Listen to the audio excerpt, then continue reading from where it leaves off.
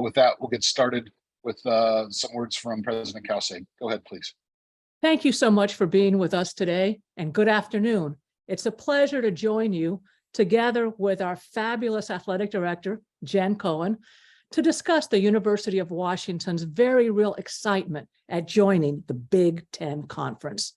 The Big Ten is a leading conference with a very strong future, outstanding athletics, and a real commitment to academic excellence. We're excited about our students' opportunities to compete at the highest level on a truly national stage. The Big Ten also has the stature and the stability that will allow us to truly be a part of shaping and leading through the seismic shifts that are taking place in the world of college sports. And of course, we're also very excited about the academic alignment with the UW's many peer universities through things such as the Big Ten's Academic Alliance. In fact, our Dean of Arts and Sciences, who participated in it in one of her previous jobs, emailed me and told me what a great network that is. Now, I appreciate the fact that this is a bittersweet moment. The UW was a founding member of the Pac-12. And so even as we're excited about this move to the Big Ten, and we really are excited, we recognize that for many, including me, it is a bittersweet moment. I've spent most of my adult life as part of this conference, and I have many, many wonderful memories, as do many of you. We're proud of our rich history with the Pac-12. And for more than a year, all of us worked really hard to find a viable path forward that would keep us together. I have tremendous admiration for my colleagues in the Pac-12, and I know that our institutions will continue their many academic and research collaborations and some of the strong friendships that we shared. And I want to make 100% clear, we are fully committed to continuing the Apple Cup against Washington State. There is no question that the Apple Cup is a cherished tradition, and we want to continue our long history with the Cougars, including Apple Cup matchups across all of our sports as part of our non-conference schedule. That's a great way to continue this wonderful tradition, this great friendship, and this great rivalry that we have with the Cougs. But in the end, we had to do what was right. It is my responsibility to do what is right for our university and our student athletes, and an athletic program that is truly special. And the opportunities and stability offered by the Big Ten were simply unmatched. This is a great move for our UW teams, our fans, and for our entire university. Together with our new conference colleagues, we will be able to truly lead in shaping the future of college athletics, both on and off the field. Thank you. I'm not seeing any raised hands yet, so either nobody's raised their hand or that functionality is not working. So let's just go to Tim Booth from the Associated Press. If Tim, if you'd like to start us out with a question for either Jennifer or Dr. Cauce, please do. Hopefully you can hear me, President Cauce. I'm wondering, where did you see the Pac-12 leadership ultimately fall short that led to the decisions that were made over the past few days? Well, you know, I really am someone that likes to look forward rather than backwards. In the end, we did not have a deal that we thought was viable in terms of securing our stability and our future. Thank you. We will go to Noah Cohen, and then after Noah, Mike Vareld. Go ahead, Noah.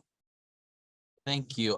You mentioned the commitment to keeping the Apple Cup in all sports. Does that include a commitment to playing in Pullman in football every other year? Jen? Yeah, I'll take that one. I've had a chance to talk to Pat Chen yesterday. I think many of you know he's a dear friend of mine, and we're both really committed to this series and committed to the state and all of our fans, not just for football, but for all of our sports. We are still working on the complexities of our football schedule in general for the future years. So Pat and I will continue to work on the best plan to play the Apple Cup every year. All right. We'll go to Mike Varell, followed by Alex Crescenti. Go ahead, Mike. Yeah, for President Cauce, just you mentioned that for more than a year you've been working to keep this conference together, and Commissioner Klyavkov was very confident at media days that a deal would be done. Obviously, there've been a lot of meetings in the last couple of days. When was it clear to you that the Big Ten was where Washington needed to be? I have to say that this was heart-wrenching. It was backwards and forwards, and there were moments when I thought it was going in one direction and then in another. Like I say, at the end, we looked at the deal that we had, the only deal that we had, and it was clear that it was not giving us what we thought. It was not the deal that we had been discussing just days before, and it was not going to secure. When you have a deal where people are saying that one of the best aspects of it is that you can get out of it in 2 years, that tells you a lot. And we really needed to have the stability for our players, for our coaches, for our teams. And like I say, there is no question that the Big Ten is a leading conference and that we can play together with our colleagues there a really important role in shaping a future. All right, thank you. We'll go to Alex Crescenti of KXLY TV in Spokane. Nico Tamurian will be next. Go ahead, Alex.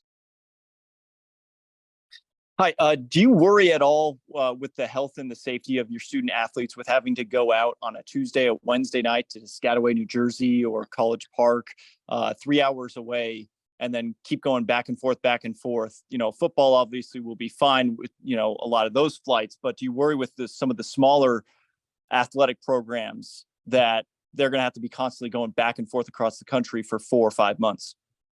If I could, on President Cauce, I'd love to answer that. And thank you for the question, Alex. I mean, one of the things we're most proud of here at the University of Washington is that we put our student athletes at the center of all of our decision making. This move to join the Big Ten is about our student athletes, not just our current student athletes, but our future student athletes. I'll be the first to say that this is not perfect. There will be challenges. This does require a lot of change and adaptability. But what I do know is that we have a very active student leadership group that has an incredible partnership with our senior leadership team.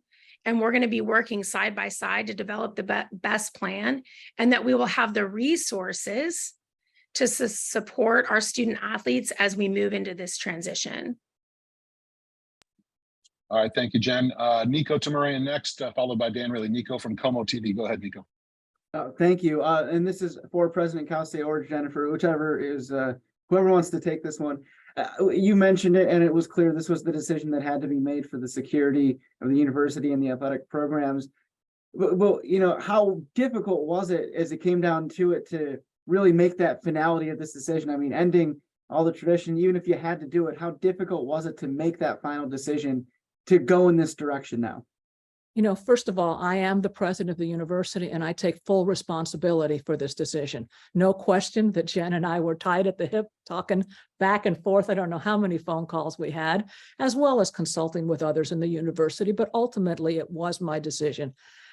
I'm probably the only president in most of the Big Five. I've been at this University of Washington for 38 years. I understand commitment. I understand loyalty. This was heart-wrenching, but at the end, it is my responsibility to do what I think is right for our university, our student athletes, and our programs, and this was the right decision. If I could just add, as the athletic director, it's my responsibility to deliver a top-notch athletic program that matches this world-class university. And as part of that, we make really hard decisions. And I too want to express that this was one of the most difficult decisions that we've had to make because of the relationships and the people that are involved and the longstanding that AD group in the Pac-12. We've been through a lot together. over the last several years. And I think when we make tough decisions, we have to always recognize the impact that we have on other people. And it's a moment to do that. And that was what made it so difficult. But I want to be clear that embracing the future does not require us to dishonor the past. We want to make this last year in the Pac-12 a really special one. And we want to go out in glory and really honor these traditions that were very special. We don't need to, these memories as part of this conference will be in my heart forever. But we need to embrace the future, and I'm excited about moving forward. Thank All you. right, let's go to Dan Rayleigh. Dan will be followed by Christian Capel and then Kim. Go ahead, Dan Rayleigh from SI.com.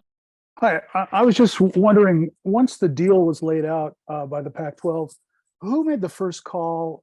Did the Big Ten call you, or did you call the Big Ten? And then as a follow-up question, are you concerned about the cost of travel that's going to come off of all of this?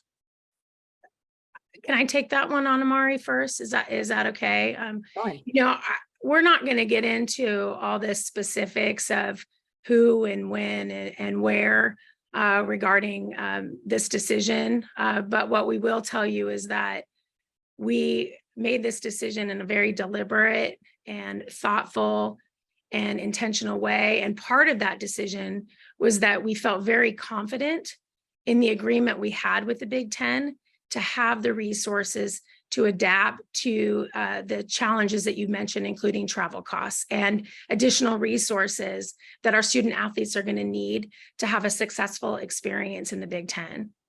Yeah, and if I might add, we are leaving some colleagues behind, and that's painful, but we're also joining some new colleagues, some of whom were also in the Pac-12, and we do have a group on the West Coast as part of the Big Ten now, as well as I know a number of the other presidents in the Big Ten, and it is an amazing group. All right, thank you. Again, raise your hand if you have a question. Next question will be from Christian Capel, followed by Kim Reynolds. Go ahead, Christian from monlake.com. Yeah, Jen, it's been reported that the Big Ten distribution will start at $30 million a year for you guys, raising by $1 million each year after that. Is that accurate? Are there additional funds that you guys are tapping into? I know there's been some mention of maybe borrowing against future earnings as well. I appreciate the question, Christian. We're really confident in the agreement that we have with the Big Ten and the resources that are going to be provided for us, not just short term, but long term. We're not going to get into the details of the financial agreement today, but we are looking forward to sharing that in the very near future. All right, we'll go to Kim Reynolds from 24/7 Sports, followed by Tim Booth from the AP. Go ahead, Kim. Yeah, President Cauce, just to maybe piggyback a little bit on what Christian asked, the biggest problem with the conference seems to have been the revenue gap between the Pac-12, the Big Ten, and the SEC. With the new agreement, if the numbers that are being bandied about are true, it doesn't seem to really get any closer to that revenue gap. What can you do to close that revenue gap? And then just kind of a follow-up. When we deal with our Big Ten counterparts, it just seems like the university itself and the athletic program work at a much tighter level together. It's more of a partnership. And at UW, it's at times seems like it's split between upper campus and lower campus. Can we anticipate maybe a little bit more closer working relationship between the academic side and the athletic department? Yeah, I want to be clear. This was not just about dollars and cents. This was about national visibility for our players, being on linear TV so that they could be seen, so that they could have the national exposure. It was about stability. It was about a contract that didn't have a 2 years and you can all split up. It was about having a future that we could count on and build towards.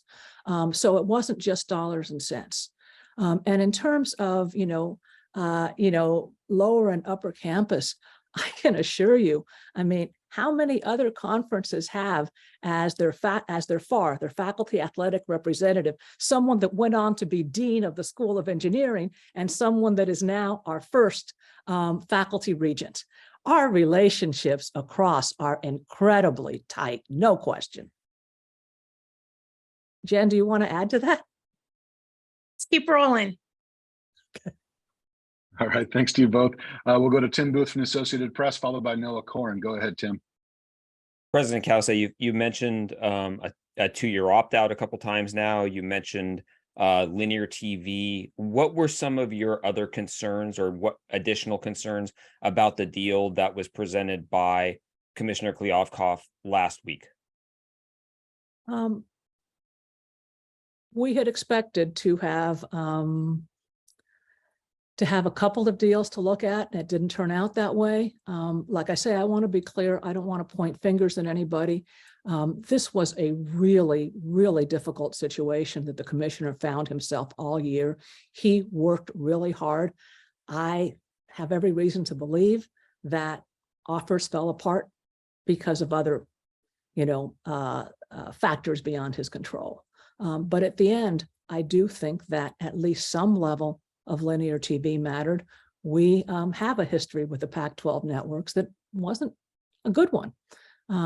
Again, it's not, that I think that there weren't long-term possibilities, but there was enough. The fact that there was enough uncertainty that a plus was the fact that we could opt out tells you something. We had been living in uncertainty for too long to continue in that level. It makes it very, very hard to build. All right, we'll have just a couple more. We have 3 hands raised. We'll take those 3 questions from Noah, then Mike, and then Mike Franco. Go ahead, Noah. Thank you. You mentioned earlier that you'll still be playing some previous Pac-12 schools, USC, UCLA. If the Big Ten was considering expansion in the future, would the University of Washington leadership advocate for adding previous Pac-12 schools like the current 4 remaining? Well, I can tell you that, like I say, right now, I would not make any commitment without seeing the details, but, that would be a whole lot of fun. All right, we'll go to Mike Farrell from the Seattle Times, and then Mike Franco from KLAY Radio. Go ahead, Mike Farrell. Yeah, for either President Cauce or for Jen, obviously you're making this move with the University of Oregon, a longtime rival, and a partner as well. And I'm curious, how much collaboration was there between your 2 schools throughout this process, and how important was it for you to stay together, whether it was to remain in the Pac-12 or to go to the Big Ten? Well, the students have this phrase they use, frenemies. And I have always felt that the president of the University of Oregon has been a real frenemy. And there is no question that we discussed this, that we talked about it, that we went, that we both talked about the pluses and minuses. And I do think there is no question that we did want, the rivalry between our schools is absolutely amazing. And again, with both of us going together, we have a West Coast presence. Jen, do you want to add anything? No, good. All right, we'll close things out with the question. Yep, I even have a little plastic duck that I give to my dog every time we play the ducks. All right, we will close things out with a question from Mike Franco from KLAY Radio in Tacoma. Go ahead, Mike.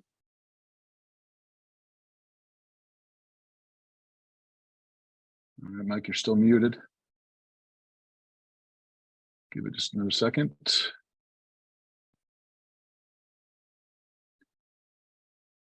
All right, I think we're just going to go ahead and have to wrap it up with that then. Thank you both for your time. Thanks for everybody for joining us. Oh, there you go. Go ahead, Mike. Real quick, Yes. Jen, you both have had obviously a long relationship. University of Washington certainly is recognized as a significant player academically, athletically. Now you're moving on to a conference some of us would describe as huge. Based on last year, the University of Washington would be 8th in attendance in the Big Ten. So it's a little different environment. Can you talk a little bit about your expectation as far as your relationships that you either need to build or already have with some of your counterparts? You're going to be working on scheduling and all that sort of thing. Well, yeah, let me first say one of the reasons why we felt so bullish about joining the Big Ten and competing against schools with sold out stadiums and great brands is that we see Washington in the same light. And we knew when we made that decision that Husky Nation, was going to rally around us and be part of continuing to evolve and grow and elevate this athletic department at the highest level. I mean, the fact that they do have so much attendance, that there is so, will push us and will push our fans to do even better, and we will. This is going to be exciting. I understand some of the sadness. It will take some of us longer or shorter to grieve a bit. You know, there are some great traditions there, but I know that we can count on our fans. Our players are pumped. Our coaches are pumped. We are going to make this work, and it is going to be awesome. That sounds like a way to finish things off. Thank you, President Cauce. Thank you, Jennifer. Thanks for everybody who joined us here today. With that, we will call it a day. Thank you.